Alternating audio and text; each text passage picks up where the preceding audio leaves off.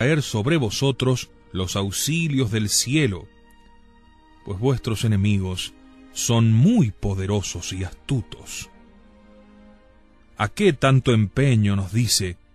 ¿A qué vivir tan ocupados en las cosas temporales y en los placeres, si dentro de unos momentos lo habréis de abandonar todo? No, hijos, nada más espantoso que la amenaza de Jesucristo a los pecadores, al decirles que si no quieren volver a Él cuando les ofrece su gracia, día vendrá en que le buscarán implorando misericordia, pero Él los despreciará. Y a fin de no dejarse conmover con sus oraciones y lágrimas y súplicas, se tapará los oídos y huirá de ellos. Oh Dios mío, qué desdicha ser abandonado de vos. Oh hijos míos, ¿cómo podremos pensar en esto y no morir de dolor? Si sois insensibles a estas palabras, hijos míos, es que ya estáis perdidos. Pobre alma, llora ya desde hoy los tormentos que se te están preparando en la otra vida. Prosigamos, hijos, demos un paso más adelante. Oigamos al mismo Jesucristo y veremos si nos es dado vivir seguros queriendo permanecer en el pecado. Sí, nos dice: vendré como ladrón nocturno que procura sorprender al dueño de la casa en el momento en que más confiado duerme.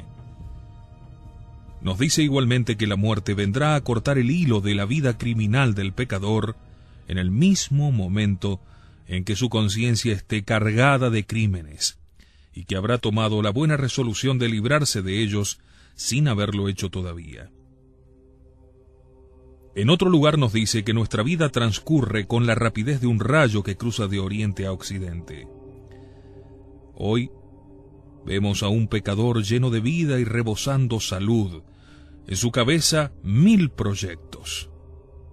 Mañana, las lágrimas de los suyos nos advierten que ya no es de este mundo, del cual ha salido sin saber para qué había venido, cuál era su fin. Ese insensato vivió ciego y murió tal como había vivido. Nos dice además Jesucristo que la muerte es el eco de la vida, para darnos a entender que aquel que vive en pecado es casi seguro que morirá en pecado, a no ser un milagro de la gracia. Es esto tan cierto que leemos en la historia que cierto hombre hizo del dinero su Dios. Al caer enfermo, ordenó que le trajesen una gaveta llena de oro para gozarse con el placer de contarlo con sus manos. Y cuando ya no tuvo fuerzas para ello, puso su mano debajo del montón de dinero, hasta que así murió. De otro se cuenta que cuando el confesor le presentó un crucifijo para moverlo a contrición, dijo: «Ah, si este Cristo fuese de oro, valdría por lo menos algo». No, hijos míos, no. El corazón del pecador no deja el pecado tan fácilmente como se cree. Vida de pecador, muerte de réprobo. ¿Qué quiere significarnos acaso Jesucristo con aquella parábola de las vírgenes prudentes y de las vírgenes fatuas, según la cual las primeras fueron bien recibidas porque entraron con el esposo, mientras que las otras hallaron cerrada la puerta? Con esto ha querido Jesucristo mostrarnos la conducta de la gente del mundo. Las vírgenes prudentes representan a los buenos cristianos que se hallan siempre preparados para bien morir y comparecer delante de Dios, cualquiera que sea el momento en que se los llama. Las vírgenes fatuas son la figura de los malos cristianos, que creen constantemente les va a quedar tiempo para prepararse y convertirse, salir del pecado y hacer buenas obras. Y así pasan la vida y llegan a la muerte. Pero ellos no tienen en su haber más que maldades y nada bueno.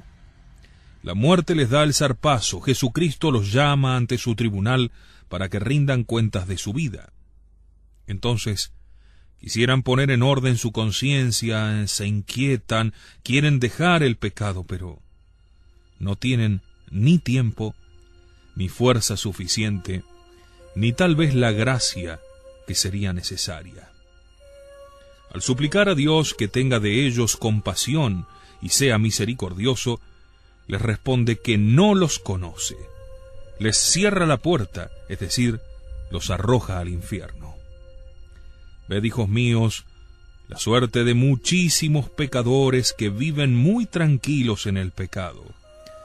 Pobre alma, cuán desdichada eres al tener que morar en un cuerpo que con tanto furor te quiere arrastrar al infierno. Amigo mío, ¿por qué quieres tú perder a esa pobre alma que Dios te ha dado? ¿Qué mal te ha hecho para condenarla eternamente a tantas desdichas? Cuán ciego es el hombre. En segundo lugar, he de deciros que en el comportamiento de Esaú hallamos el verdadero retrato del hombre que se pierde vendiendo su patrimonio por un plato de lentejas. Durante algún tiempo Esaú vivió totalmente insensible a su pérdida. Solo pensaba en divertirse y entregarse a sus placeres. Llega, empero, siempre el momento en que se entra en sí mismo, recordando las faltas cometidas. Pero cuanto más reflexiona, más se convence de la magnitud de su ceguera. Desconsolado ya por su desgracia, mira si será posible una reparación. Usa de las súplicas, de las lágrimas, de los sollozos, para procurar mover el corazón de su padre. Pero es demasiado tarde. El padre dio ya la bendición a otro. Sus súplicas son desatendidas. Sus instancias no son escuchadas. En vano se inquieta, no hay más remedio que resignarse a permanecer en la miseria y morir en ella. Ved aquí, hijos míos, lo que acontece en todo tiempo al pecador. Vende a su Dios, vende a su alma y el lugar que en el cielo tiene destinado por menos que un plato de lentejas. Esto es, por el placer de un instante, por un pensamiento de odio, de venganza, por una mirada o un tocamiento deshonesto, consigo mismo o con otros, por un puñado de tierra, por un vaso de vino.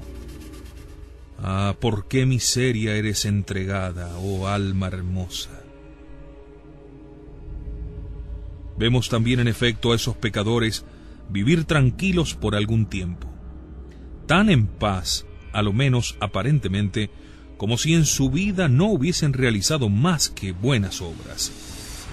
Unos piensan en sus placeres, otros en los bienes de este mundo, pero como aconteció a Esaú, llega el momento en que reconocen su falta.